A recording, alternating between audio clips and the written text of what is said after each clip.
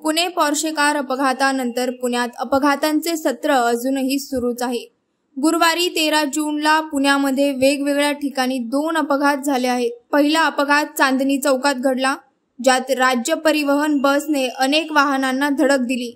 बस कोथरूडच्या दिशेने जात होती। बसचे नियंत्रण सुटल्याने बस रस्त्याच्या दुसऱ्या बाजूला गेली आणि वाहनांना धडक दिली। या अपघातात 2 जणांचा मृत्यू झाला आहे। या एसटीमुळे ब्रेक फेलमुळे अपघात झालेला आहे। या एसटीच्या नंतर ही कार्गो महाकार्गोची एसटी, हा सिमेंट कॉन्क्रीटचा डंपर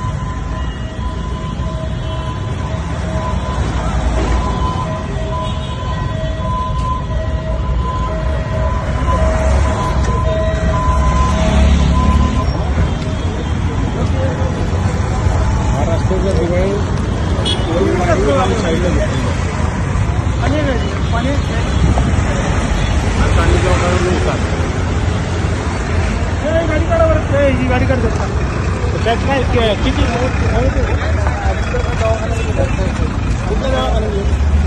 2 टू व्हीलर आहे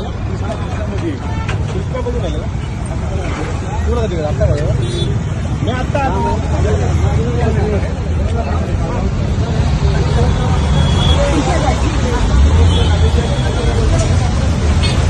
तर दुसरा अपघात हा पुण्यातल्या वाकड येथील जगताप डेअरी जवळ झाला। एक व्यक्ती जोरात गाडी चालवत असल्यामुळे कार बॅरियर्सला जोरात धडकली, त्यामुळे कार दुसऱ्या लेनमध्ये उडून ऑटो रिक्षाला धडकली। या घटनेत जखमींचा आकडा समजू शकलेला नाही।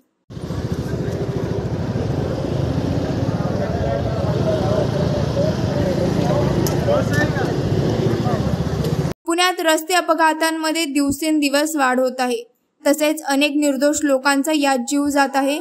रस्ता सुरक्षेसाठी वेगवेगळ्या उपाययोजना करूनही अपघात आणि त्यामध्ये होणारे मृत्यू कमी होताना दिसत नाहीयेत।